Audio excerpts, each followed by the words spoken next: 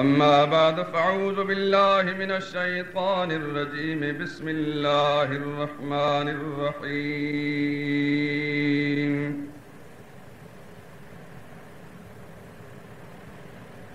الله لا إله إلا هو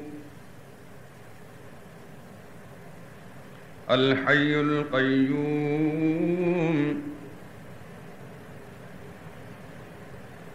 لا تأخذه سنة ولا نوم له ما في السماوات وما في الأرض من ذا الذي يشفع عنده إلا بإذنه يعلم ما بين أيديهم وما خلفهم ولا يحيطون بشيء من علمه إلا بما شاء وسع كرسيه السماوات والأرض ولا يؤوده حفظهما وهو العلي العظيم.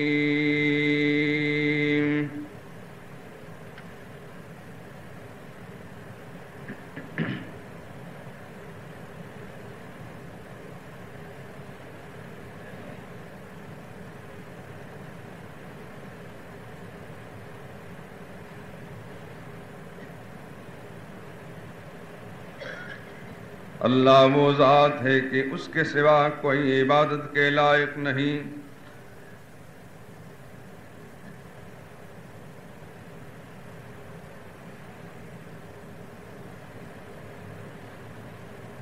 وہ زندہ ہے اور ساری دنیا کو تھامنے والا ہے،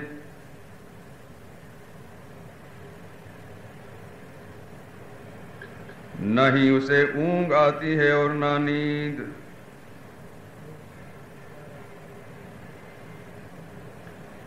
جو کچھ آسمانوں میں اور جو کچھ زمین میں ہے سب اسی کا ہے۔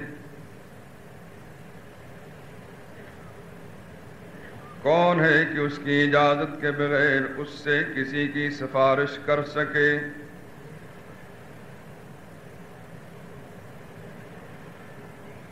جو کچھ لوگوں کے روبرو ہو رہا ہے اور جو کچھ ان کے پیچھے ہو چکا ہے اسے سب معلوم ہے۔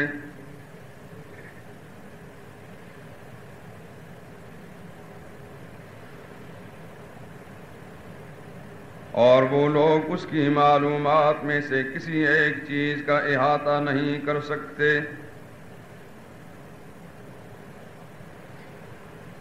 ہاں جس قدر وہ چاہتا ہے اسی قدر معلوم کرا دیتا ہے۔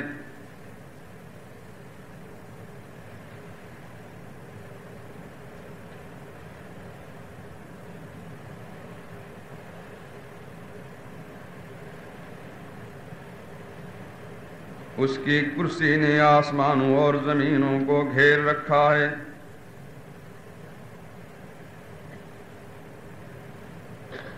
اور اس کو ان آسمان و زمین کی حفاظت کچھ بھی دشوار نہیں۔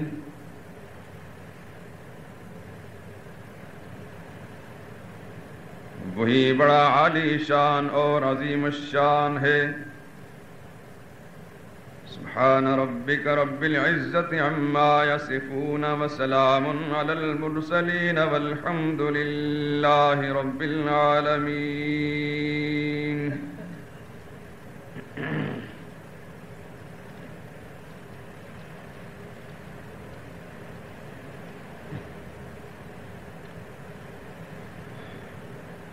خدا فرما چکا قرآن کے اندر، خدا فرما چکا قرآن کے اندر، میرے محتاج ہیں پیر و پیمبر، نہیں طاقت سوا میرے کسی میں کہ کام آئے تمہاری بے کسی میں۔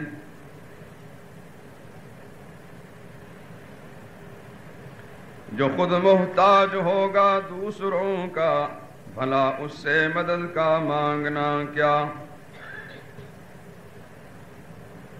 خدا سے اور بزرگوں سے بھی کہنا، یہی ہے شرک یارو، اس سے بچنا۔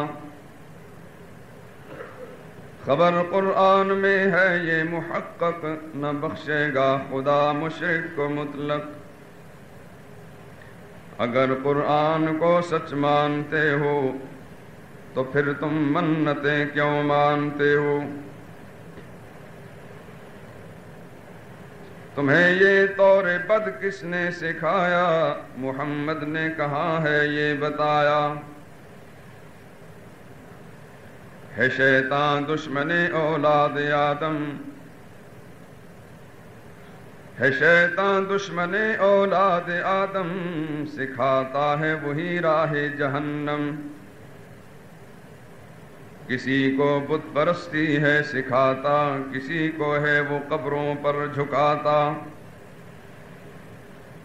غرض اللہ سے دونوں کو روکا، بھلا کر راہ جا خندق میں جھونکا۔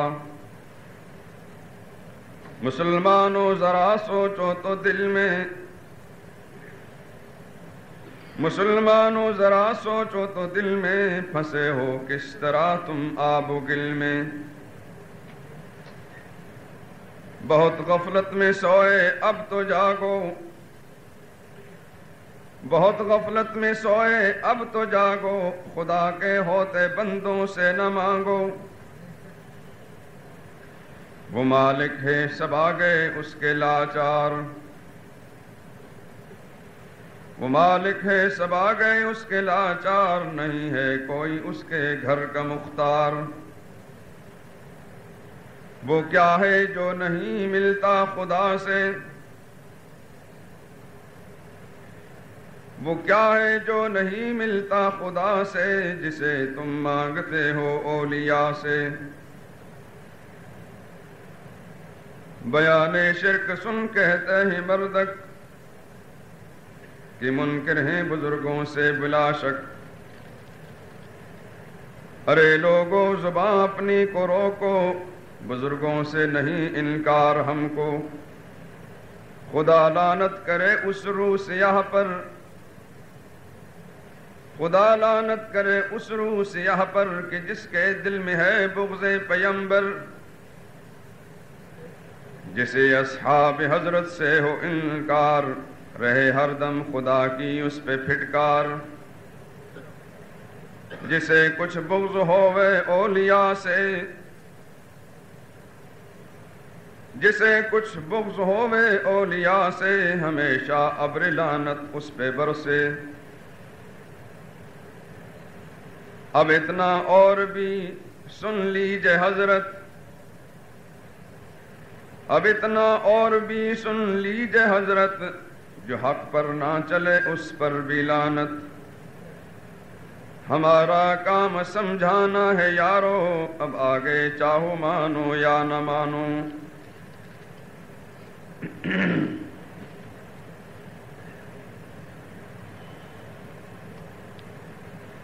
بزرگان محترم، برادران عزیز،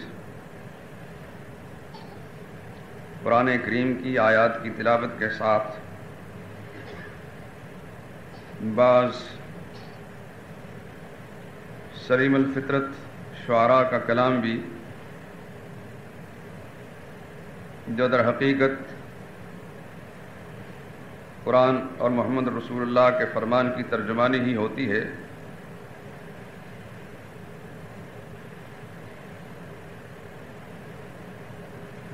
اردو زبان میں ہونے کی وجہ سے مقصد کا سمجھنا آسان ہوتا ہے، اس لیے میں وہ بھی پڑھ دیتا ہوں۔ اور یہ چند اشعار جو اس وقت میں نے پڑھے ہیں تقریباً 150 سال پہلے ایک اللہ والے کی زبان سے نکلے ہوئے ہیں۔ یہ شاہ اسماعیل شہید نور اللہ مرقدہ کے قافلے کا ایک انسان تھا۔ یہ ان کی کاوش ہے جو ان کی کتاب کے ساتھ ملحق مجھے نظر آئی، تو میں نے آپ حضرات کے سامنے پڑھ دی اور سنا دی۔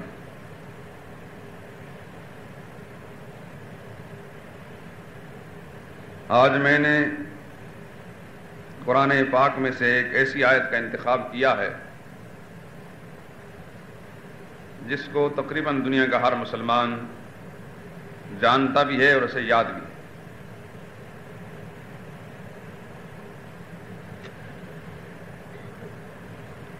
آیت الکرسی رتبے کے اعتبار سے سارے قرآن پاک میں عظیم الشان آیت ہے۔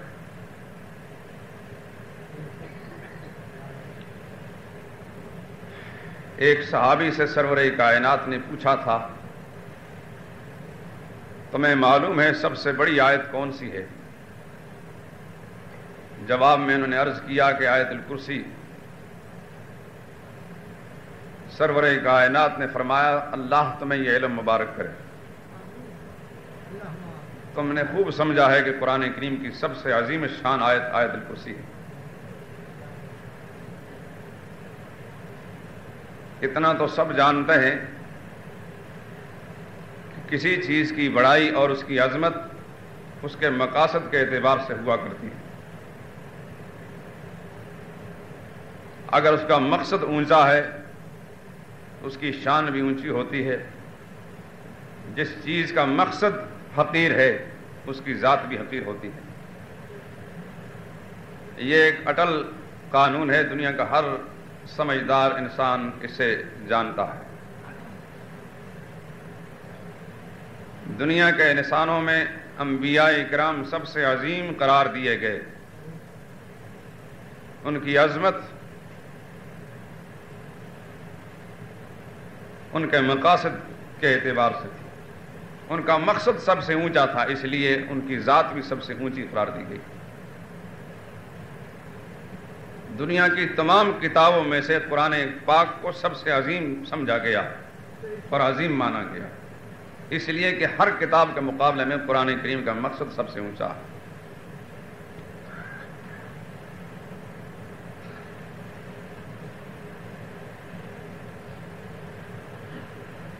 یوں تو سارا قرآن کریم عظیم ہے،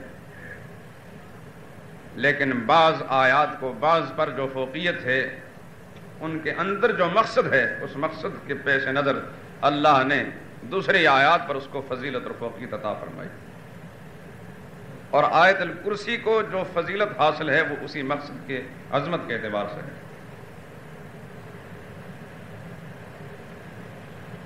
اس کا ایک ایک جملہ آپ سب حضرات کو یاد ہوگا، نہیں یاد تو یاد فرما لیں، کثرت کے ساتھ نمازوں کے اندر بھی اس کی تلاوت کیا کریں۔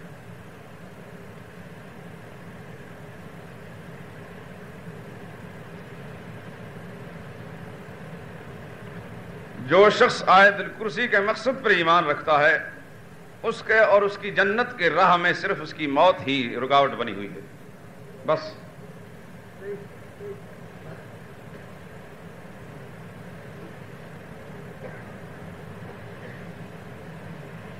گزشتہ جمعے کے بیان میں بھی کچھ باتیں آپ حضرات کے سامنے رکھی تھیں۔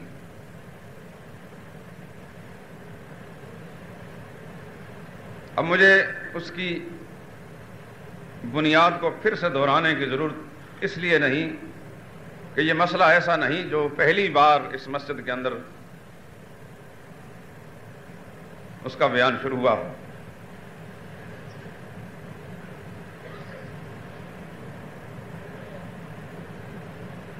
خدا کی توحید کا مسئلہ اس پوری کائنات کی حیات کا سبب ہے۔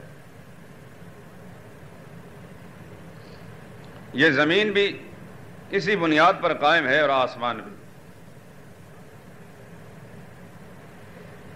اور دنیا کے مسلمان بھی اور غیر مسلم بھی آج اگر دنیا میں موجود ہیں، قائم ہیں، چل پھر رہے ہیں، تو اسی نظریے کی بقا کی بنا پر۔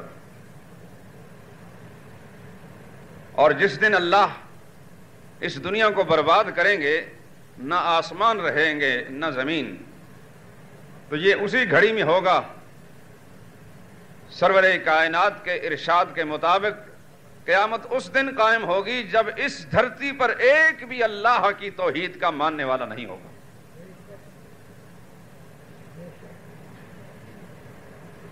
لا تقوم الساعة حتى يقال لا الہ الا اللہ، یہ اللہ کے نبی کا فرمان ہے۔ قیامت قائم نہیں ہوگی جب تک دنیا میں لا الہ الا اللہ مانا جائے گا۔ اس کا مفہوم مخالف خود ہی سمجھ لیجئے اور متعین کر لیجئے۔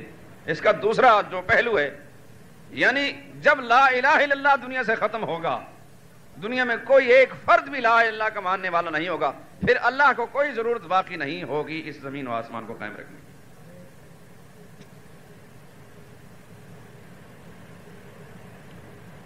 یہ اس کائنات کی روح ہے۔ جس طرح روح کے بلبوتے پر دھڑ اور جسم قائم ہوتا ہے اور چلتا پھرتا ہے، روح نکل جائے تو وہ ایک لاش پڑی ہوتی ہے۔ یہ جہان قائم ہے، زمین و آسمان کا نظام قائم ہے اور لیل و نہار کی گردش جاری ہے، یہ اس لا الہ الا اللہ کی بنیاد پر۔ سارے نہیں مانتے، کچھ مانتے ہیں، اللہ نے زمین و آسمان کو قائم رکھا ہوا۔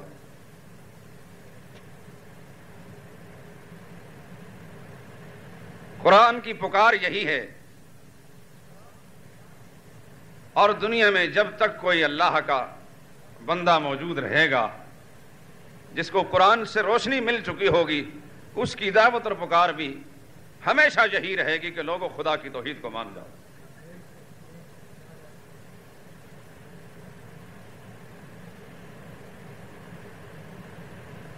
میں دل کے اندر، دماغ کے اندر بہت سی باتیں جوش مار رہی ہیں، موج زن ہیں، اور متردد ہوں کہ کون سی بات پہلے کہوں، کون سی بعد میں۔ بھائی ہماں وقت کی قلت دامنگیر رہتی ہے۔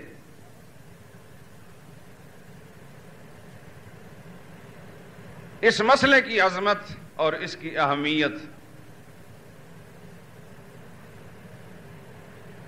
کسی انسان سے کیا پوچھتے ہیں، خدا کے قرآن سے پوچھیں۔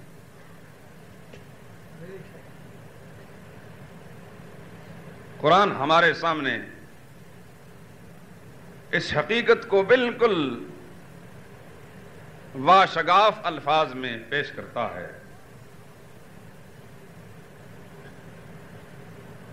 شہد اللہ انہ لا الہ الا ہو والملائکہ وَأُولُو الْعِلْمِ قَائِمًا بِالْقِسْطِ لا الہ الا ہو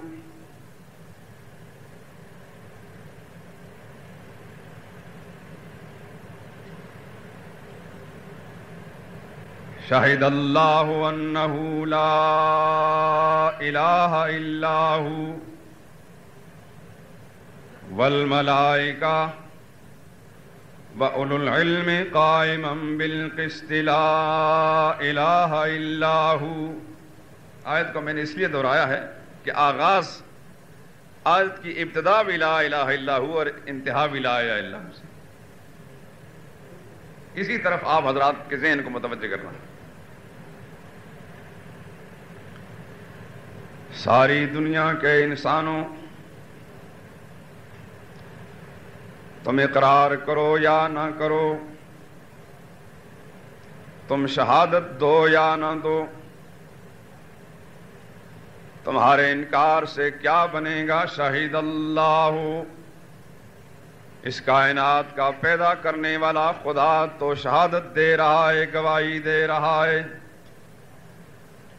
ساری دنیا منکر ہو جائے تو اس کے انکار سے کچھ بھی نہیں بنے گا، رب کائنات کی تنہا شہادت ہی کافی ہے۔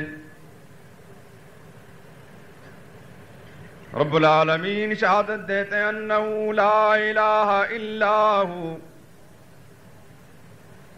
کہ دنیا کے لوگوں آگاہ ہو جاؤ، سن لو گوش ہوش کے ساتھ کہ کوئی الہ نہیں میرے سوا۔ میں شہادت دیتا ہوں، شاہد اللہ، میں گواہی دیتا ہوں۔ انسانوں کی گواہی رد ہو سکتی ہے مگر رب کائنات کی گواہی رد کرنے کی کوئی صورت نہیں۔ مسئلہ توحید کی عظمت، اس کی اہمیت کا اندازہ فرمائیے۔ رب کائنات انسانوں کے سامنے خود شہادت دیتے ہیں اپنی وحدانیت اور توحید کی۔ لا الہ الا ہو، کوئی معبود نہیں، پکارنے کے لائق نہیں، حاجت روا مشکل کشا نہیں، اللہ ہی کی ذات سب کچھ کرنے والی ہے۔ بات یہیں ختم نہیں ہو جاتی، والملائکہ، اللہ فرماتے ہیں اور دنیا کے انسانوں، زمین پر بسنے والوں، تم نہیں بولتے تو نہ بولو، میرے فرشتے بھی میرے ساتھ شہادت دے رہے ہیں۔ وَأُولُو الْعِلْمِ قَائِمًا بِالْقِسْطِ، ہاں ساری دنیا کے انسان منکر نہیں ہوں گے۔ کچھ ایسے خوش بخت اور خوش نصیب انسان اس دنیا میں بھی ہیں جو لیل و نہار اور شب و روز یہی صدا دیتے چلے جاتے ہیں۔ وَأُولُو الْعِلْمِ قَائِمًا بِالْقِسْطِ، علم والے، صاحب علم لوگ، اصطلاحی معنوں میں علماء۔ تم کہو گے بہت سے مولوی مسئلہ توحید کے خلاف تقریریں کرتے ہیں، اللہ فرماتے ہیں میں جانتا ہوں، اس لیے میں نے یہ شرط بھی لگا دی ہے، اولو العلم قائما بالقسط، دنیا میں جتنے منصف مزاج عدل و انصاف کا دامن تھامنے والے ہوں گے وہ بھی گواہی دیں گے۔ کیا گواہی ہوگی؟ لا الہ الا ہو، اس کے سوا کوئی الہ نہیں، کارساز نہیں، پکارنے کے لائق نہیں۔ قرآن کریم کی ایک آیت کی جھلکی آپ نے دیکھ لی، اس مسئلے کی اہمیت کا حال آپ نے معلوم کر لیا۔ خود خدا بند قدوس اعلان کرتے ہیں جبکہ رب العالمین کو کوئی محتاجی نہیں، کوئی ضرورت نہیں ہے، لیکن دنیا والوں کو سمجھانے کا یہ بھی ایک ڈھنگ اللہ نے اختیار فرمایا ہے۔ فرشتوں کا بھی نام لے لیا اور علماء حق کا بھی نام لے لیا۔ اولو العلم قائما بالقسط، جو عدل و انصاف پر قائم ہے وہ اقرار کریں گے اس بات کا، اور جو اقرار نہیں کرتے سمجھو کہ وہ ظالم قسم میں لوگ ہیں، منصف نہیں ہیں۔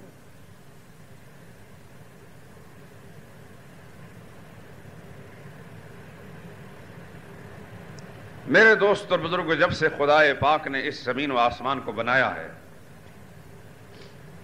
جب سے سورج اور چاند کے نظام کو قائم فرمایا ہے،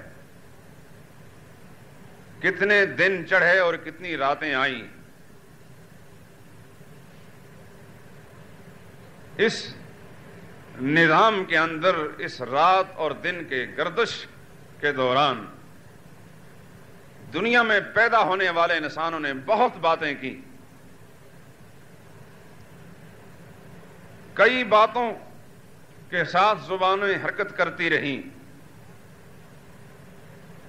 لیکن دنیا میں سب سے زیادہ جو بات کہی گئی،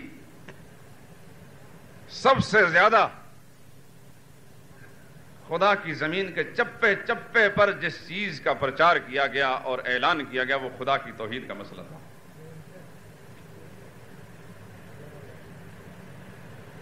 یہ بات بھی قرآن میں موجود ہے۔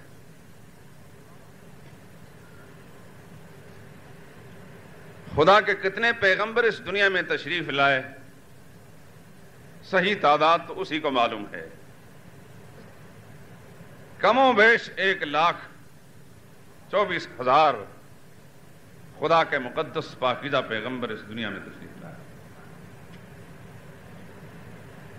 ایک ایک پیغمبر کی زندگی اور آپ کی عمر کس قدر تھی، صحیح تفصیلات تو ہمیں معلوم نہیں۔ ایک پیغمبر کا حال قرآن کریم بیان کرتا ہے۔ سیدنا حضرت نوح علیہ السلام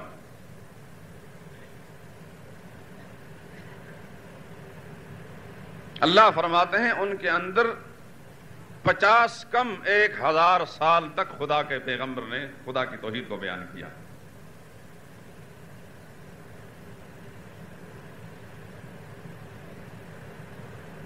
950 برس تک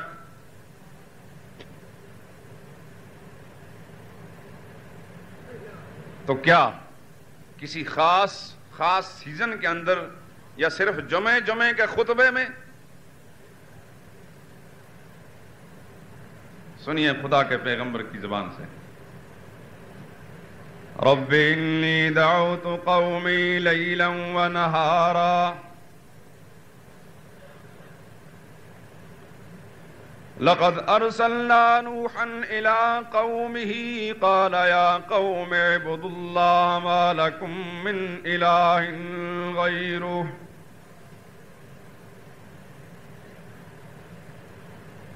ہم نے بھیجا نوح علیہ السلام کو ان کی قوم کے پاس، آتے ہی انہوں نے اعلان فرمایا میری قوم کے لوگوں اللہ ہی کی بندگی کرو، اس کے سوا تمہارا کوئی کارساز اور مشکل کشا نہیں۔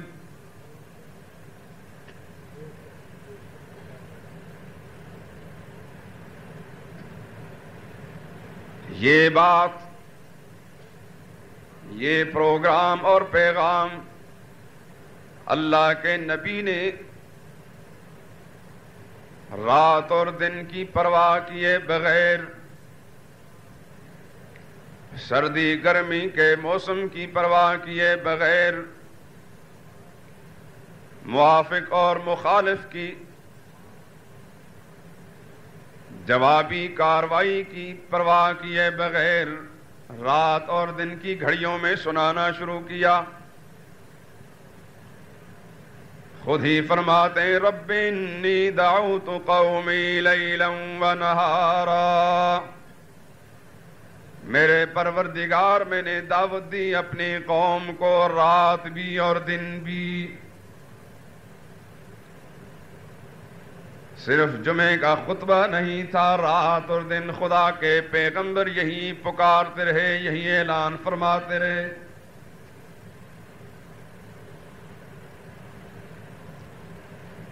رات دن 950 برس کے رات دن شمار کر لیجئے دوستو۔ یہ تو سوچیں کہ نبیوں کے بارے میں ہمارا عقیدہ ہے کہ سب سے اونچے انسان تھے۔ کیا اونچا انسان، عظیم انسان کوئی فضول بات کرتا ہے؟ یہ تو خود طے ہو گیا کہ جس طرح مقام اونچا تھا اس طرح پروگرام اونچا تھا۔ پروگرام خود قرآن بیان کرتا ہے کہ رات دن تو یہی کام کرتے رہے، رات دن یہی کام کیا خدا کے پیغمبر نے۔ اس سے یہ بات بالکل واضح ہو گئی، سمجھنے والے انسان کے لیے اب سمجھنے میں کوئی پوشیدگی باقی نہیں رہی کہ دنیا میں سب سے اہم کام اگر ہے تو وہ خدا کی توحید کا بیان کا معاملہ۔ ہر کام ثانوی حیثیت رکھتا ہے، اس کے بعد اس کا درجہ ہوگا سب سے اول کام اور اہم کام اگر ہے تو وہ خدا کی توحید کا ہے۔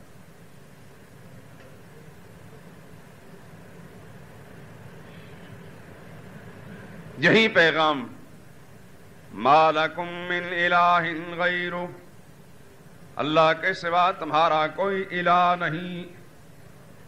اس لفظ پہ غور فرمائیں، ہر نبی کی زبان سے یہی جملہ نکل رہا ہے، اور اسی جملے کو پڑھنے کے بعد دنیا میں انسان دار اسلام میں داخل ہوتا ہے، لا الہ الا اللہ محمد رسول اللہ۔ پہلے ان الفاظ پہ غور فرمائیں اور پھر اس کے معنی مطالب کی گہرائی میں اتر کر سوچیں کہ لا الہ کا یہ لفظ جو ہے کیا کچھ حقیقت ہمارے سامنے پیش کرتا ہے۔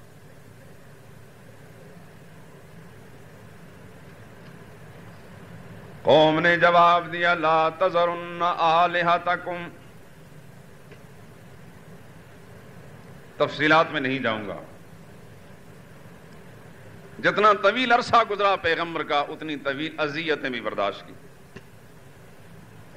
اس حد تک پیغمبر کو ستایا،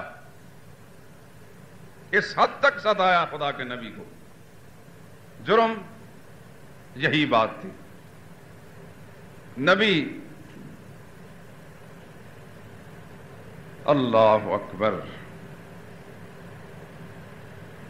ان کی بھلائی کی بات کرتے رہے، وہ اس کو عداوت پر محمول کرتے رہے. کیا ستم ظریفی ہے اور کیا ظلم ہے یہ. خدا کا نبی ان کی فلاح اور بقا کی بات کرتا ہے اور وہ اس کو عداوت اور دشمنی پر محمول کر کے پتھر پھینکتے ہیں. نبی اس قدر بے چین ہوئے کہ ایک موقع پر پکار اٹھے، فدعا ربہ انی مغلوب فانتصر. 950 برس تک خدا کے پیغمبر نے پکار پکار کر اور ماریں کھا کھا کر بالآخر بارگاہ خدا بندی میں عرض کیا، انی مغلوب فانتصر. میرے پروردگار پالنے والے خدا، میں تو بہت مغلوب ہو چکا ہوں، بہت ستایا گیا ہوں. فانتصر یا اللہ، ان ظالموں سے اب تو بدلہ لے لے. فانتصر. قوم کے لوگ کہنے لگے، لا تذرن آلہتکم. بڑے بڑے چودھریوں نے، لیڈروں نے، خانوں اور نوابوں، وڈیروں، جاگیرداروں نے قوم کے نیچ اور نچلے طبقے کو جمع کر کے سپیچ دی، تقریریں کی ان کے سامنے مجمع لگا کر نبی کے مقابلے میں. لا تذرن آلہتکم. لوگو تم سنتے ہو کہ نوح جب بھی بولتا ہے یوں کہتا ہے، ما لکم من الہ غیرہ. اسی ایک کو پکارو، اس کے سوا تمہارا کوئی الہ نہیں. سن لو، کان کھول کر سن لو. لا تذرن آلہتکم. اپنے الہوں کو اس کے کہنے پر نہ چھوڑنا، اپنے حاجت رواؤں مشکل کشاؤں کو مت چھوڑنا. آج تک تم جن جن سے حاجت روائی کرتے اور مشکل کشائی کرتے رہے، جمے رہنا. ولا تذرن ودا ولا سواعا. خاص طور پر یہ بڑے بڑے حضرت، یہ جو 5 تن پاک ہیں، 5 کا ذکر کیا، 5 تن پاک کو نہ چھوڑنا. یہ اصطلاح شروع سے وہاں سے چلی ہے، یہ 5 تن ہی وہاں سے چلے ہیں. ولا تذرن ودا ولا سواعا. حضرت ود کو بھی نہ چھوڑنا، حضرت سواع کو بھی نہ چھوڑنا. ولا یغوسا. حضرت یغوس کو بھی نہ چھوڑنا. و یعوق، یعوق کو بھی. و نصرا، اور نصر کو بھی نہ چھوڑنا. آپ منتظر ہوں گے یہ کون تھے، عجیب سے نام ہے یہ. امام بخاری لکھتے ہیں بخاری شریف میں، اسماء رجال صالحین من قوم نوح. نوح علیہ السلام کی قوم کے بڑے بڑے ولیوں اور بزرگوں کے یہ 5 نام ہیں. گویا ود، سوا، یغوس، یعوق، نصر، یہ 5 اولیاء اللہ تھے جن کی محبت میں غلو اختیار کر کے ان کو پوجنا شروع کر دیا تھا.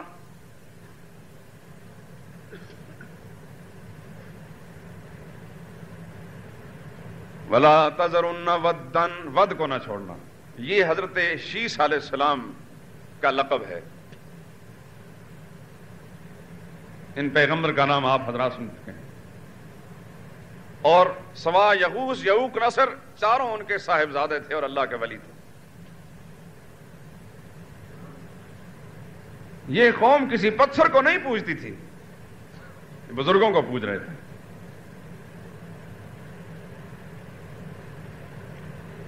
اور امام بخاری کی کتاب بخاری شریف سے آپ کو شہادت مل چکی ہے. محمد رسول اللہ صلی اللہ علیہ وسلم نے فرمایا کہ یہ قوم نوح کے 5 بڑے بڑے معروف بزرگ جو تھے ان کے القاب ہیں، انہیں پوجا پکارا کرتے تھے. انجام کیا ہوا دوستو، تفصیلات میں جانے کا موقع نہیں. انجام یہ ہوا کہ رب العالمین نے فرمایا کہ اب اس قوم کو میں نے زندہ باقی نہیں رکھنا. خدا کا عذاب آیا، آسمانوں کو حکم ہوا کہ پانی چھوڑو، زمین کو حکم ہوا کہ پانی باہر بھیج. فالتقى الماء على امر قد قدر، آسمان اور زمین کا پانی آپس میں ملنے لگا.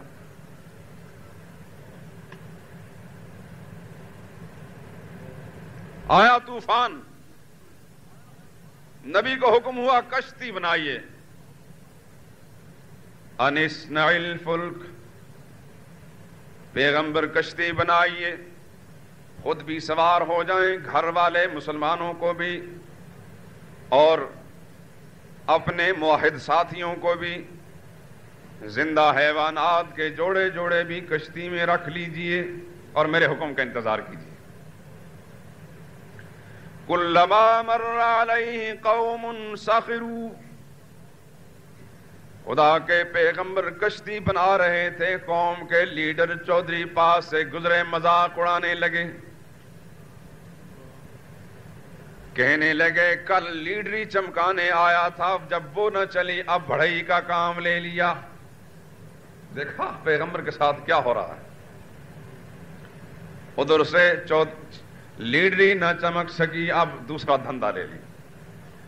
کیا کر رہے ہو؟ حضرت نوح نے فرمایا خدا کا عذاب آ رہا ہے، اللہ کے حکم سے کشتی تیار کر رہا ہوں. سخروا منہ، مذاق اڑایا. نادان شخص، معاذ اللہ، اس شخص کو کیا ہو گیا؟ پانی کا ایک قطرہ زمین پر دکھائی نہیں دیتا، کہتا ہے کشتی بناتا ہوں.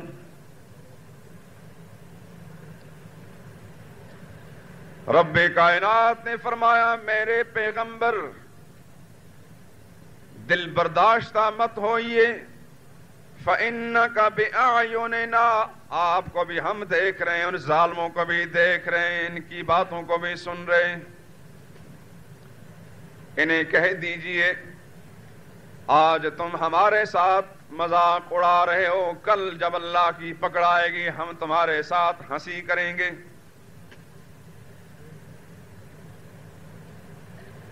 بالآخر اللہ کا حکم آ پہنچا. حتی اذا جاء امرنا وفارت تنور، تنور جوش مارنے لگا. تنور سے مراد مفسرین نے بہت سی چیزیں لی ہیں. سیدھے الفاظ میں یہ کہ حضرت نوح علیہ السلام کے گھر میں جو تنور تھا، یہ علامت مقرر کی، جب تنور سے پانی اوپر کو ابلنا شروع ہو جائے تو سمجھو کہ اب خدا کا عذاب آ گیا، کشتی میں بیٹھ جائیے. میرے دوستو، یہاں ایک بات خاص طور پر آپ کی توجہ اس طرف مبذول کرانی ہے. اتفاق سے نوح پیغمبر کا ذکر آ ہی گیا تو ساتھ یہ بات بھی آپ کو سنا ہی دوں. نوح علیہ السلام جب کشتی میں بیٹھے، سارے موحد مسلمان ساتھ بٹھا لیے، ماننے والے تھے. اللہ نے فرمایا تھا کہ گھر والوں کو بھی ساتھ بٹھا لینا. جتنے تھے ساتھی بیٹھ گئے. خدا کی تقسیم پہ قربان جائیں، نوح علیہ السلام کے گھر کے بھی دو فرد ایسے تھے کہ جو نوح علیہ السلام کے ساتھ سوار نہیں ہوئے. ایک ان کی بیوی اور ایک بیٹا. یہ کسی ڈائجسٹ کی کہانی نہیں ہے کہ آپ سن کر نظر انداز کر دیں. حوالہ پیش کرتا ہوں، قرآن کریم پڑھ کر دیکھ لیجئے. 12ویں پارے میں سورہ ہود کا مطالعہ کیجئے، تفصیلات آپ کے سامنے آ جائیں گے.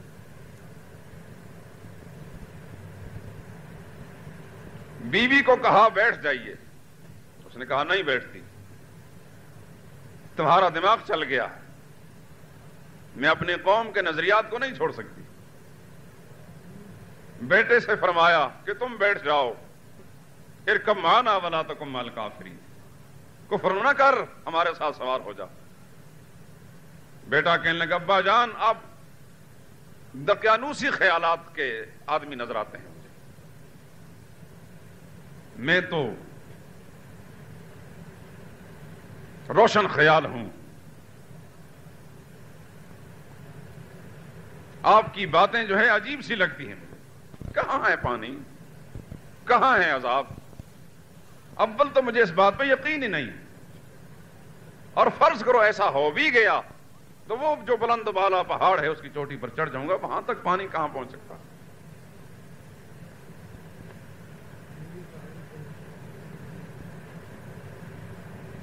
باپ اور بیٹے کے مکالمے پہ غور فرمائیے.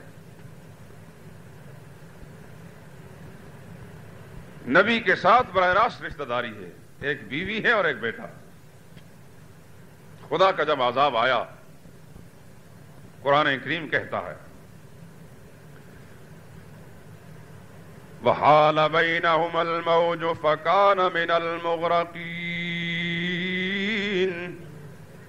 باپ بیٹے کے درمیان گفتگو ہو رہی تھی, اللہ کے عذاب کی لہر آئی, بیٹا ڈوب گیا, غرق ہو گیا باپ کی آنکھوں کے سامنے. پدری محبت نے جوش مارا. نوح علیہ السلام بارگاہ خدا بندی میں دست بدعا ہو کر عرض کرتے ہیں رب ان ابنی من اہلی و ان وعدک الحق. میرے پالنے والے, تو نے وعدہ فرمایا تھا تیرے گھر والوں کو بچا لوں گا, بیٹا بھی تو میرے گھر کا ایک فرد ہے.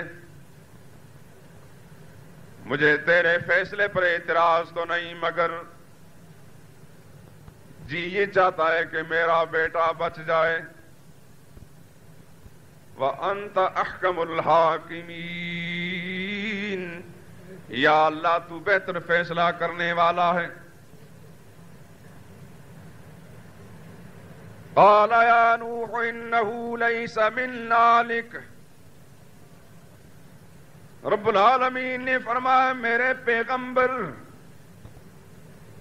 جس بیٹے کے بارے میں آپ فرماتے ہیں یہ میرے خاندان کا فرد ہے, سن لو انہ لیس من ذلک. یہ اس قدر نالائق ہے کہ اس کی آپ کے خاندان کی طرف نسبت کرنا بھی توہین ہوگی.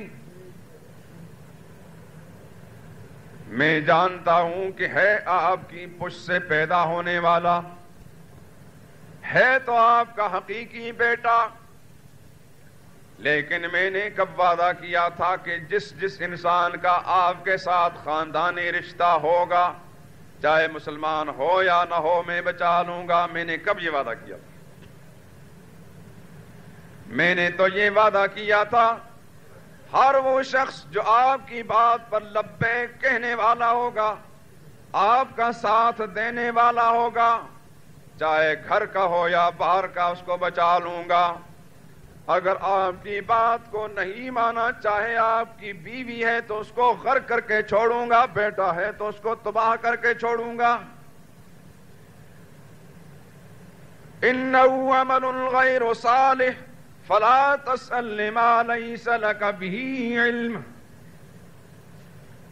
میرے پیغمبر اس بیٹے کا آپ کے ساتھ اب کوئی تعلق نہیں رہا,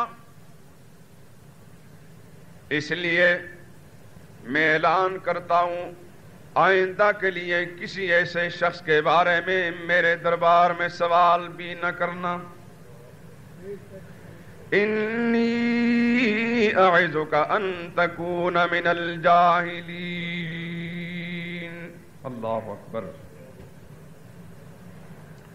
اللہ کی شان استغنا پر قربان جائیں, بے نیاز ہے. فلا تسألن ما لیس لک بہ علم. مت سوال کیجئے ایسے نالائقوں کے بارے میں. سوال کرنے والے خدا کے پیغمبر, سوال کیا جائے خدا بزرگ برتر سے, مگر جسے چاہے قبول کرے, جسے چاہے رد کر دیں, کوئی روکنے ٹوکنے والا نہیں, اس پر جبر کسی کا نہیں چلتا. یہی ہے وہ بنیاد خدا کی توحید کی. وہ جو چاہتا ہے اپنی مرضی سے کرتا ہے, کسی کے دباؤ میں آ کر کچھ نہیں کرتا.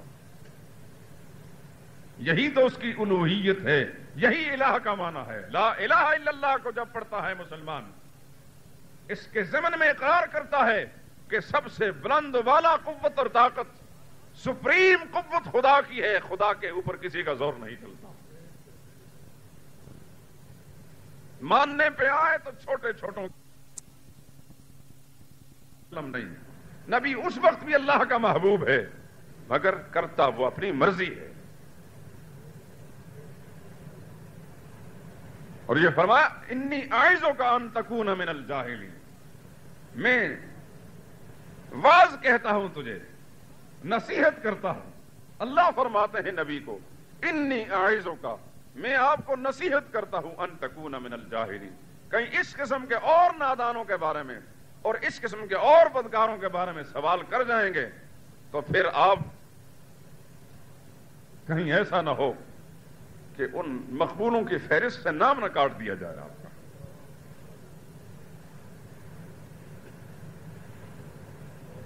نبی نے جب یہ تہدید آمیز خطاب سنا پیغمبر لرز اٹھے اور ہاتھ جوڑ کر بارگاہ خدا بندی میں عرض کرنے لگے پروردگار عالم مجھے معاف فرمائے، میں پناہ چاہتا ہوں کہ میں تجھ سے ایسا سوال کروں کہ جس سوال کے بعد تو ناراض ہو جائے. مجھے کوئی پرواہ نہیں بیٹے کی اور بیوی کی، غارت ہو جائیں یا اللہ تیری ذات مجھ سے نہ چھوٹے. ہر رشتہ چھوڑنا منظور ہے، تیری ذات کے ساتھ رشتہ توڑنا منظور نہیں.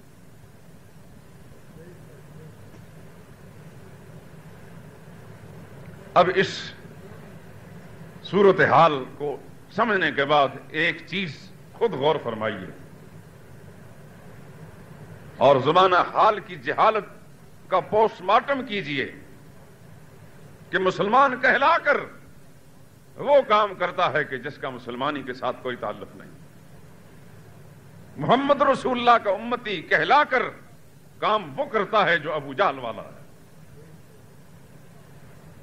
جو عتبہ اور شیبہ اور ولید بن مغیرہ کا ہے. کس منہ سے اپنے آپ کو رسول اللہ کا امتی کہتا ہے؟ کہا جاتا ہے کہ جناب بادشاہوں بڑی طاقتان ہیں،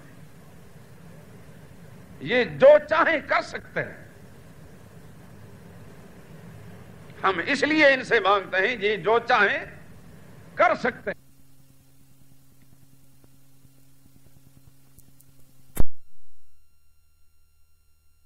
جو چاہے کر سکتا ہوتا تو سب سے پہلے پیغمبر اپنے بیٹے کو ایماندار بنا لیتے. بات سمجھ میں آ رہی ہے کہ نہیں؟ اگر ہر چیز جو انسان چاہے، اور نبی سے بڑا انسان کوئی نہیں، اگر ہر ایک کے چاہنے پر سب کچھ ہو سکتا ہوتا، سب سے پہلے پیغمبر اپنے گھر کے افراد کو مسلمان بناتے، ان کو ایماندار بنا لیتے، کوئی کافر نہ رہتا، بیوی بھی مسلمان ہو جاتی، بیٹا بھی مسلمان. معلوم ہوا کہ جو چاہے کر سکتا ہے یہ بات غلط ہے. کوئی ایسا نہیں جو چاہے کر سکے، ایک اللہ ہی ہے جو چاہے کر سکتا ہے. دوسری بات کہا جاتا ہے کر تو نہیں سکتے مگر کروا سکتے ہیں. دوسری جہالت یہ ہے، کہتے ہیں کر نہیں سکتے کروا سکتے ہیں. بادشاہو انہاں دی لیکھاں وچ میک اساڑیاں سندا نہیں، انہاں دیاں مڑدا نہیں. اساڑیاں سندا نہیں، یہ بھی قرآن کے خلاف. اللہ فرماتے ہیں میں سنتا ہوں، یہ کہتے ہیں ساڑیاں سندا نہیں. اللہ فرماتے ہیں ادعونی استجب لکم وقال ربکم ادعونی استجب لکم. تمہارا پالنے والا کہہ رہا ہے، پکار پکار کر کہہ رہا ہے لوگوں مجھے پکارو، میں تمہاری پکاروں کو سنتا بھی ہوں، قبول بھی کرتا ہوں. یہ کہتے ہیں یا اللہ تو کہتا رہے، ہم تو یہی کہیں گے تو ہماری نہیں سنتا.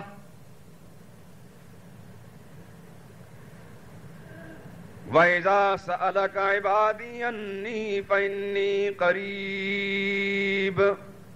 میرے لاڈلے پیغمبر لوگ آپ سے پوچھیں گے، سوال کریں گے، اللہ کے نبی یہ تو بتائیے کہ اللہ دور ہے یا نزدیک، چلا چلا کر پکاریں یا آہستہ آہستہ؟ جواب میں کہہ دو فَإِنِّي قَرِيبٌ، میں بہت ہی قریب ہوں. اجیب دعوت الداعی اذا دعان فلیستجیبوا لی. مجھے جو بھی پکارتا ہے اس کی پکار پر لبیک کہتا ہوں، لیکن ساتھ یہ بھی ان کو کہہ دیجئے کہ میری بات بھی تو مان لیا کریں۔ اپنی منوانے پہ آتے ہو، چاہتے ہو کہ فوراً ہی تمہاری بات پوری ہو جائے، تو پھر میری بات کیوں نہیں مانتے؟ یا اللہ تیری بات کون سی ہے؟ فرمایا میں نے خود آ کر تمہارے روبرو اعلان تو کبھی نہیں کیا کہ میری بات یہ ہے، میرے پیغمبر جو آپ کے سامنے اعلان کرتے رہے اسی کو مان لو۔ اگر نبی کی زبان سے نکلنے والی بات کو بیوی نہیں مانے گی، بیٹا نہیں مانے گا، تو میرے ساتھ اس کا کوئی رشتہ اور تعلق قائم نہیں رہے گا، میں اس کو تباہ و برباد کر دوں گا۔ دیکھو نوح علیہ السلام کی بیوی اور بیٹے کو،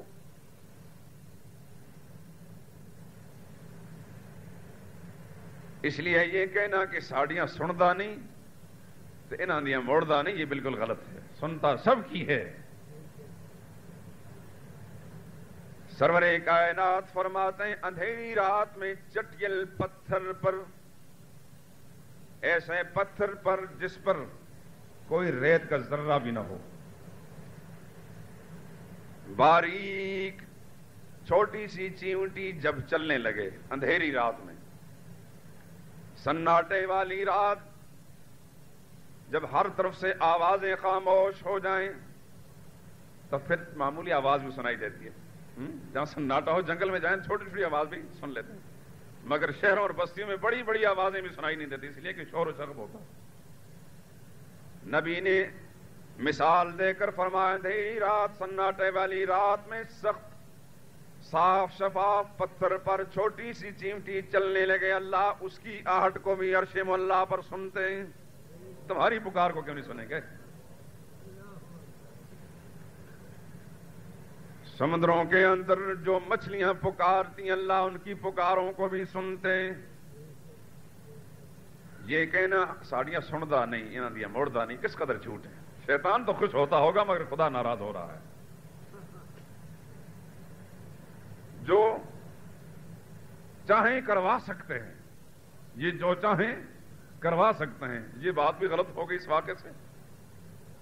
اگر کروا سکتے ہوتے، چلو کر نہیں سکے، کروا تو لیتے، اپنے بیٹے کو بچا تو لیتے۔ نہ کر سکتے ہیں دوستو اپنی مرضی سے، نہ کروا سکتے ہیں، وہی ہوتا ہے جو اللہ کو منظور ہوتا ہے۔ جہاں ایک بات اور بھی آپ کو میں بتا دوں، مجھے یاد آئی بات، سرور کائنات جناب رسول اللہ صلی اللہ علیہ وسلم نے ایک مرتبہ ایک قوم کے مطالبے پر اپنے چند قاری صحابہ اکرام کو تبلیغ کے لیے بھیجا۔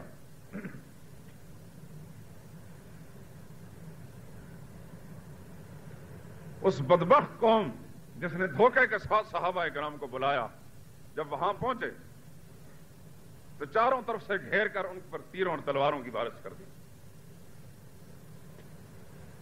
صرف ایک صحابی بچے،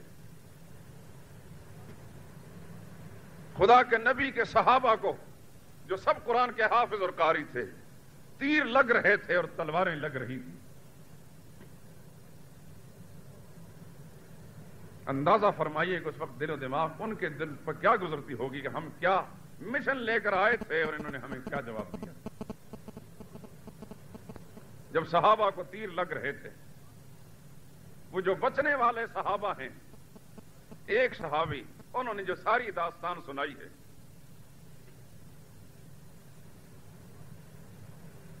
فرماتے ہیں کہ جس وقت تیر لگ رہے تھے صحابہ کرام کو اور زخموں سے نڈھال ہو رہے تھے، زندگی کی آخری رمق باقی تھی، اس وقت پکار پکار کر کہہ رہے تھے ہمارے پروردگار، ہمارے پالنے والے خدا، اس وقت محمد الرسول اللہ تو یہ سوچ رہے ہوں گے، سمجھ رہے ہوں گے کہ صحابہ کرام تبلیغ کر رہے، خدا کے دین کی دعوت دے رہے ہوں گے، نبی پاک تو یہ سوچتے ہوں گے اے اللہ نبی عالم الغیب نہیں، ان کو ہمارے حالات کا کچھ پتا نہیں، تو جانتا ہے۔ اللہم اخبرنا نبیک، ہمارے پالنے والے خدا ہماری اس مظلومی کی حالت سے اپنے نبی کو اطلاع دے دے۔ سرور کائنات کو جب اس بات کی اطلاع ملی، خدا کے پیغمبر بے چین اور بے قرار ہو کر زار و قطار رونے لگے۔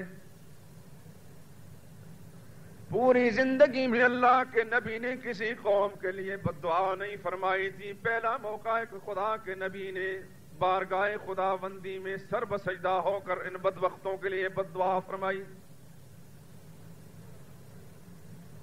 پورا ایک مہینہ اللہ کے نبی نے فجر کی نماز کے بعد، فجر کی نماز کی دوسری رکعت میں قنوت نازلہ پڑھی اس قوم کے خلاف۔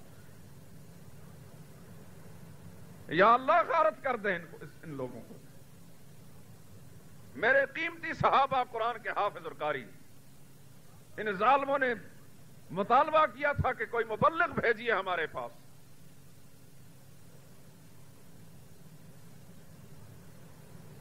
میرے قاری صحابہ، ان کے ساتھ یہ ظالمانہ سلوک کے چاروں طرف سے گھیر کر ان کو شہید کر دیا،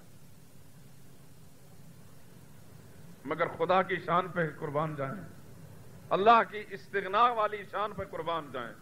وہ جو چاہتا ہے کرتا ہے دوستو۔ دل میرا بھی یہ چاہتا ہے اور آپ کا بھی یہ سن کر دل یہ چاہتا ہوگا کہ ایسی قوم پر خدا کی آسمان سے پتھروں کی بارش ہو، مگر خدا پاک کو جذباتی نہیں۔ دنیا کا انسان جذباتی ہو سکتا ہے، جلد باز ہو سکتا ہے، خدا کی شان پہ قربان جائیں۔ نبی پاک نے بد دعا فرمائی، بارگاہ خدا بندی سے آیتیں آ گئیں۔ لیس لک من الامر شیء او یتوب علیہم او یعذبہم فانہم ظالمون۔ میرے پیغمبر آپ کو میں نے اس بات کا کوئی اختیار نہیں دیا کہ جس سے آپ ناراض ہو جائیں اس کے لیے بد دعا کرنا شروع کر دیں، اور یہ چاہنا شروع کر دیں گے یا اللہ ان لوگوں کو مٹا ڈالیے۔ لیس لک من الامر شیء، آپ بھی سن لیں اور صبح قیامت تک آنے والا ہر شخص اس بات کو سننے کے بعد اپنا عقیدہ بنا لے۔ لیس لک من الامر شیء، اس نظام عالم میں، اس کارخانہ قدرت میں آپ کا کوئی اختیار نہیں۔ کسی کو مٹانا چاہوں تو میں مٹا ڈالوں گا، اور جس کو میں بچانا چاہوں کوئی مٹا نہیں سکتا۔ وَلِلَّهِ مَا فِي السَّمَاوَاتِ وَمَا فِي الْأَرْضِ، آسمان و زمین میں بادشاہی صرف ایک اللہ ہی کی ہے، حکومت و حکمرانی ایک اللہ ہی کی ہے۔ يَغْفِرُ لِمَن يَشَاءُ وَيُعَذِّبُ مَن يَشَاءُ، وہ جس کو چاہے گا معاف فرما دے گا، جس کو چاہے گا عذاب میں ڈال دے گا۔ وَاللَّهُ غَفُورٌ رَحِيمٌ۔ ان لوگوں جن کے بارے میں آپ نے بددعائیں فرمائی ہیں، میں نے فیصلہ کیا ہے کہ ان کو بجائے تباہ و برباد کرنے کے ہدایت سے نواز کر آپ کے قدموں میں ڈال دوں گا۔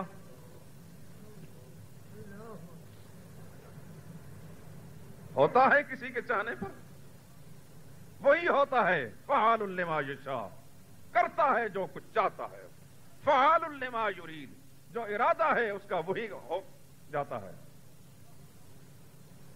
ان اللہ علی کل شیء قدیر، وہ ہر چیز پر قادر ہے۔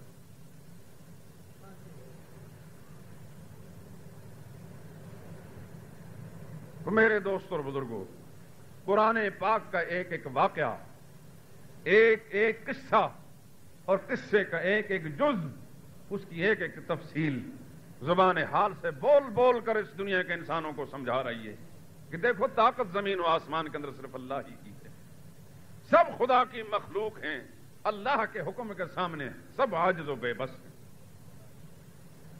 اس پر زبردستی کسی کی نہیں چلتی، زور سے کوئی منوا نہیں سکتا۔ اگر ایسی بات ہوتی تو نوح علیہ السلام منوا لیتے، محمد رسول اللہ منوا لیتے، ابراہیم خلیل اللہ اپنے باپ کے بارے میں منوا لیتے، لوط علیہ السلام اپنی بیوی کے بارے میں منوا لیتے، سرور کائنات محمد رسول اللہ صلی اللہ علیہ وسلم اپنے چچاؤں کے بارے میں منوا لیتے، اپنے قاری صحابہ کی مظلومیت کے بارے میں ان ظالموں کو تباہ و برباد کروا لیتے، لیکن ان میں سے ایک بات بھی نہیں ہوئی۔ ہوتا وہی ہے جو اللہ چاہتا ہے، یہی ہے خدا کی توحید کی بنیاد۔ یہ مانو اس بات کو کہ طاقت خدا کی کام کرتی ہے زمین و آسمان میں، کسی کی طاقت کام نہیں کرتی۔ اور جو شخص یہ سمجھتا ہے کہ مخلوق کو بھی کچھ اختیارات ملے ہیں نفع کے اور نقصان کے،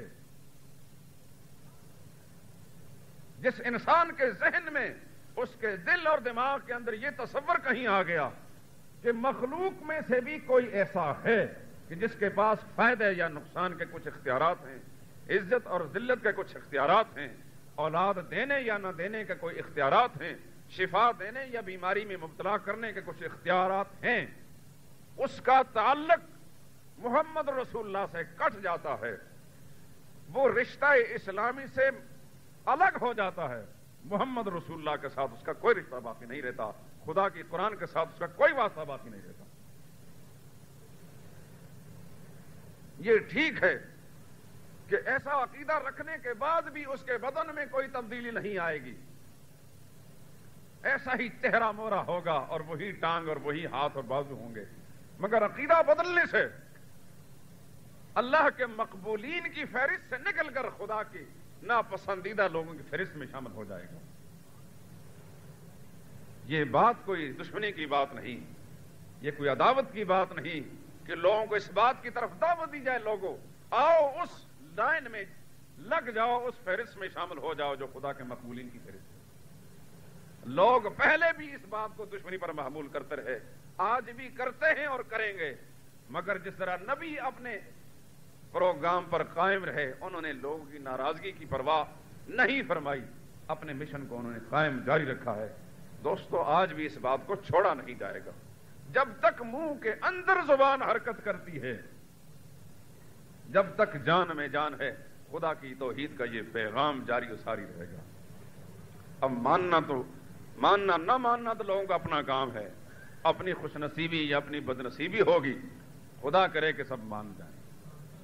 اللہ ہمارے مردوں کو بھی اور عورتوں کو بھی دین کی سمجھ عطا فرمائے، اللہ ہمارے حاکموں کو بھی اور محکوموں کو دین کی سمجھ عطا فرمائے۔ قرآن کے ہوتے ہوئے علانیہ اس ملک کے اندر شرک ہوتا ہے اور سرکاری سرپرستی میں شرک ہوتا ہے، پہلے انفرادی طور پر ہوتا تھا، اب حکومتی سطح پر شرک ہوتا ہے۔ کل ہی میں نے کسی دوست سے یہ بات کہی تھی، اب سے کئی ہزار سال پہلے کی بات ہے، حضرت ابراہیم خلیل اللہ کے زمانے میں سرکاری سرپرستی میں شرک ہوتا تھا۔ نمرود مشرک اور شرک کی حوصلہ افزائی اور سرپرستی کرنے والا، خدا کے پیغمبر کے ساتھ اس نے جھگڑا بھی کیا، اور جب نبی ڈٹ گئے اپنے پیغام پر تو ساری قوم نے مل کر یہ مشورہ دیا، شرک کے جتنے مجسمے تھے، چلتے پھرتے مجسمے شرک کے، ہر وہ مولوی، ہر وہ پیر، ہر وہ وزیر، ہر وہ بادشاہ، حاکم، صدر، ہر وہ چھوٹا اور بڑا جو خدا کی توحید کو نہیں مانتا، وہ چلتا پھرتا شرک کا مجسمہ ہے۔ ان سارے مجسموں نے مشورہ دیا، حرقوا وانصروا آلہتکم، ابراہیم کو آگ میں ڈالو، اپنے معبودوں، اپنے الہوں کی مدد کرو۔ جب شرک آتا ہے مت ماری جاتی ہے، پہلے سمجھتے تھے یہ ہمارے مددگار، حاجت روائیں، جب ابراہیم علیہ السلام نے ہتھوڑوں کے ساتھ ان کو ریزے ریزے کر دیے، غصے میں آ کر کہنے لگے حرقوہ، آگ میں ڈالو، وانصروا آلہتکم، اپنے خداؤں کی مدد کرو۔ دیکھا دوستو جب مشرک ہوتا ہے انسان، خدا کے قرآن سے باہر چلا جاتا ہے، نبی کی تعلیمات کو بھول جاتا ہے، اس کی مت ماری جاتی ہے، اس کو کچھ پتا نہیں چلتا کہ میں کیا کہہ رہا ہوں. کوئی پوچھنے والا ان سے پوچھتا، ارے ابھی ان کو مددگار سمجھتے تھے اور اب خود ان کے مددگار بن گئے، کوئی عقل ہے تمہارے پاس؟ اللہ کے پیغمبر کو آگ میں ڈالا گیا توحید بیان کرنے کے جرم میں. نبی نے خندہ پیشانی سے اس سزا کو قبول فرما لیا. فرمایا جان جس کی دی ہوئی ہے اس کے سپرد کرنا آسان ہے، مگر خدا کی توحید سے ایک بال کی مقدار بھی ہٹنا گوارا نہیں. جو چاہو مرضی ہے کر لو. اللہ کے نبی کو پھینکا گیا، فرشتہ آ گیا، جبریل امین حاضر ہو گئے. اے اللہ کے خلیل، اگر اجازت ہو ساری دنیا کے سمندر لا کر اس آگ پر ڈال دوں، ان کے سارے منصوبوں کو مٹی میں ملا کر رکھ دوں. خلیل اللہ نے ایک نظر ڈالی جبریل پر. یہ اس وقت جب کہ ان کو پھینکا جا رہا. مان کو دیر کیا ہے؟ پوچھنے پر حضرت خلیل نے پوچھا، جبریل اپنی مرضی سے آئے ہو یا رب العالمین نے بھیجا ہے؟ جبریل امین عرض کرنے کے نہیں، خود آیا ہوں، مجھے یہ گوارا نہیں، ان ظالموں نے کیا کیا ہے. خلیل اللہ نے فرمایا اما الیک فلا، آپ کے آنے کا شکریہ لیکن آپ کی امداد کی کوئی حاجت نہیں، کیونکہ یہ میرا بہت بڑا امتحان ہو رہا ہے. اس امتحان میں بھی میں نے غیر اللہ سے مدد مانگنا شروع کر دیا. اگرچہ ما تحت الاسباب جائز ہے لیکن خلت کا مقام پھر نہیں ملے گا. جس منصب اور مقام پر میں فائز ہوں اس کے شایان شان نہیں کہ خدا میرا زندہ نہیں، وہ مجھے دیکھ نہیں رہا کہ جبریل امین آ کر جو ہے میری مدد کریں. رب کائنات نے فرمایا نمرود اور اس کی ساری قوم نے میرے خلیل کے خلاف منصوبہ بندی کی. وَأَرَادُوا بِهِ كَيْدًا قُلْنَا يَا نَارُ كُونِي بَرْدًا وَسَلَامًا. ہم نے عرش معلیٰ سے اعلان کر دیا زمین پر جلنے والی آگ ہے تو ہماری مخلوق، جلایا اس نے ہے مگر پیدا میں نے کیا ہے. تیرے اندر تپش کی صلاحیت، جلانے کی استعداد بھی میں نے رکھی ہے، اور آج میرا فیصلہ ہے کہ تو جلتی تو رہے لیکن جلنے کی تاثیر میں نے نکال دی ہے، وہ میں واپس لیتا ہوں. جلتی رہے گی، دیکھنے والے دیکھتے رہیں گے، جلتی رہے گی، شعلے آسمانوں سے باتیں کریں گے، میں نے تاثیر نکال. یا نارو کونی برداً وسلاما، اے آگ ٹھنڈی ہو جا. کونی بردن، ٹھنڈی ہو جا. حکم ہو گیا، مجال ہے انکار کریں؟ ایسا ممکن ہے؟ جس نے جلانے کی تاثیر رکھی وہ واپس لے رہا ہے. ٹھنڈی ہو جا، لیکن اتنی بھی ٹھنڈی نہ ہونا کہ میرے ابراہیم کو سردی لگ جائے. سلامن، سلامتی والی بن جا. اللہ نے فرمایا وَأَرَادُوا بِهِ كَيْدًا. نمرود جو خدائی کا دعوے دار تھا، بہت بڑی سلطنت اور تخت و تاج کا مالک تھا، پوری قوم سمیت میرے ایک بندے کے خلاف انہوں نے ساری قوت استعمال کر لی، اور میں اپنے بندے کی پشت پر اپنی مدد لے کر جب آیا فَجَعَلْنَاهُمُ الْأَخْسَرِينَ، میں نے نمرود اس کی قوم کے سارے منصوبوں پر پانی پھیر کر رکھ دیا. کیا بگاڑ لیا میرے پیغمبر کا؟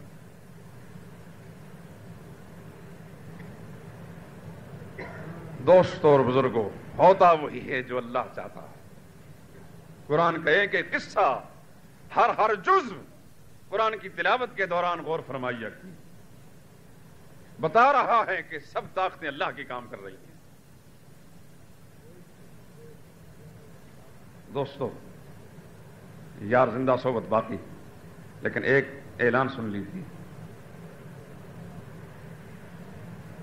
یہ خدا کا دین دنیا کا ہر باشعور زندہ مسلمان اس کی اہمیت کو سمجھتا ہے۔ پھر جس شخص کو اللہ پاک نے اپنی توحید سننے کا اور سمجھنے کا موقع دے دیا ہو، اس کے لیے اس سے بڑی دنیا میں کوئی سعادت بھی نہیں ہوتی۔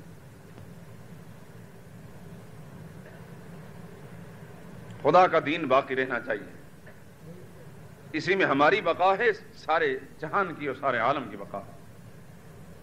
اور دین سے مراد وہ دین توحید ہے جو خدا کی کتاب کے مطابق ہو، انبیاء کی تعلیمات کے مطابق ہو۔ ظاہر ہے کہ اس کی بقا اسی صورت میں ہوگی جب کچھ اس طرح اللہ کے بندے موجود ہوں گے جو خدا کی کتاب کو صحیح شکل میں بیان کریں، وہ اولو العلم قائما بالقسط کے نمونہ بن کر دنیا میں کام کرتے رہیں۔ یہ کوئی زمین سے اگنے والے پودے نہیں ہیں کہ اگ جائیں گے اور ہمارے سامنے آ کر یہ مشن پیش کریں گے، اور نہ آسمانوں سے خدا نیچے گراتا ہے، خدا کا یہ دستور نہیں ہے۔ ہماری صفوں کے اندر، ہمارے ملک میں، ہمارے محلوں میں پیدا ہونے والے نوجوان جو خدا کے دین کو سیکھتے ہیں، اور پھر ایسے اداروں کے اندر جہاں خدا کے دین کو اصلی شکل کے اندر سکھایا جاتا ہے، اس میں خیانت نہیں برتی جاتی، دیانت کے ساتھ خدا کے دین کو پیش کیا جاتا ہے، حالات موافق ہو یا ناموافق۔ یہ تو پہلے بھی ہوتے رہے اور آج بھی ہیں، آئندہ بھی ہوں گے، مگر خدا کے دین کو اپنی اصل شکل کے اندر بھی کچھ ایسے لوگ ہیں جو بیان کرتے ہیں، پیش کرتے ہیں، اور ایسے مجاہد تیار کر کے خدا کی زمین میں پھیلا دیتے ہیں، جو جہاں پہنچتے ہیں بہار ہو کے خزاں لا الہ الا اللہ۔ پھر وہ اپنے اس پیغام کو نہیں چھوڑتے، کوئی پتھر مارے، کوئی گالیاں دے، کوئی فتوے لگائے، کچھ بھی کرے۔ دوستو اس طرح کے کچھ ادارے ہیں ہمارے جو میرے اساتذہ کے ہیں، جہاں سے میں بھی کچھ سیکھ کر آپ کے سامنے پیش کر رہا ہوں، جہاں کے احسانات میری گردن پر بھی ہیں، اور اگر کسی کو کچھ فائدہ میری زبان سے ہو رہا ہے تو یقیناً وہ بھی اس احسان کے اندر برابر کا شریک بن گیا۔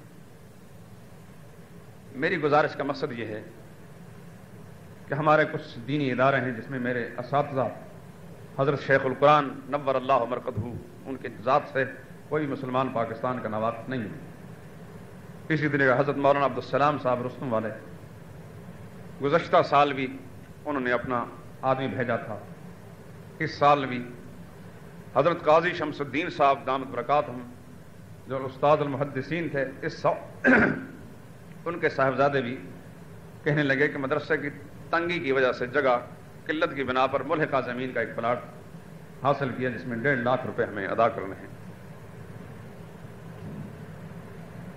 میں نے وعدہ کر لیا تھا کہ انشاءاللہ اللہ کی توفیق سے سب کچھ ہوتا ہے، اپنے احباب دوستوں سے یہ بات کروں گا، ان کے سامنے رکھوں گا، اور ان سے یہ پرزور اپیل اور گزارش بھی کروں گا کہ اللہ نے جن کو اہل خیر بنایا ہے، مخیر بنایا ہے، یہ ہے خدا کی توفیق، کسی انسان کے بس کا میں کچھ نہیں، اللہ ہی کی توفیق سے سب کچھ ہوتا ہے۔ دینے والا بھی مال وہی ہے، اور اس کو اپنی مرضی کے کاموں میں خرچ کرانے والا بھی وہ ہے۔ کسی کو رنڈیوں پر خرچ کراتا ہے، کسی کی مال کو، کسی کو دینی اداروں پر اور مسجدوں کی تعمیر میں خرچ کراتا ہے، یہ خدا کی تقسیم ہے۔ لیکن موحد مسلمانوں سے، مخیر مسلمانوں سے میری یہ پرزور اپیل ہے کہ یہ 5 مدرسے ہیں جن کے ساتھ کچھ نہ کچھ ان کی اس توقع کے مطابق ہم نے تعاون کرنا ہے، تاکہ خدا کا دین پھلتا پھولتا رہے۔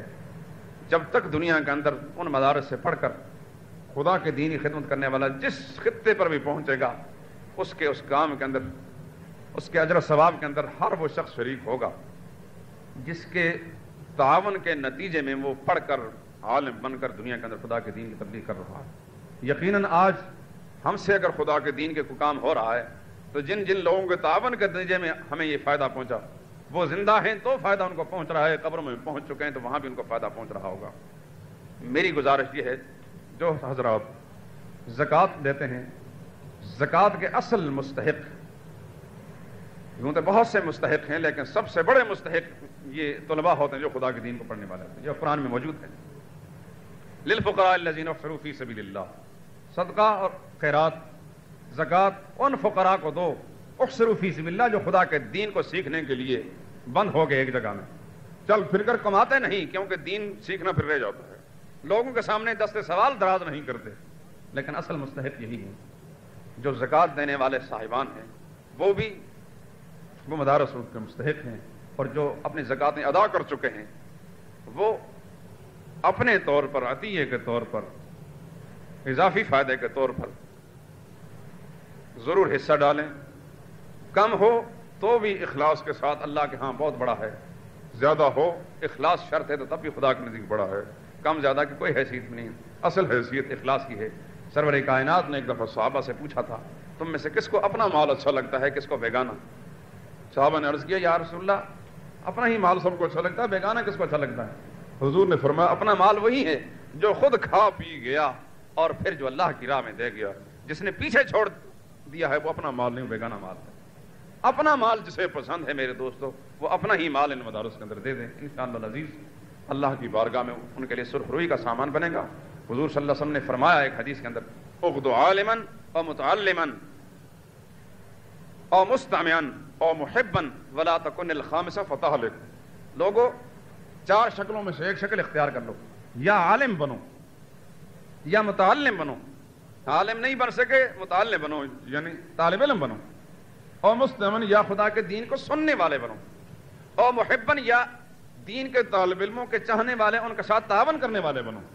ان چار شکلوں میں سے فرمایا کوئی اختیار کر لو، عالم بنو یا متعلم بنو یا دین کے سننے والے بنو یا ان کے ساتھ تعاون کرنے والے بنو، ولا تکن الخامسہ، پانچویں شکل کوئی بھی نہیں، اگر ان چاروں میں سے کسی زمرے میں شامل نہیں ہوتے، کوئی پانچویں شکل اختیار کرتے فتہلک، تو پھر سوائے ہلاکت کے کچھ بھی نہیں ہوگا۔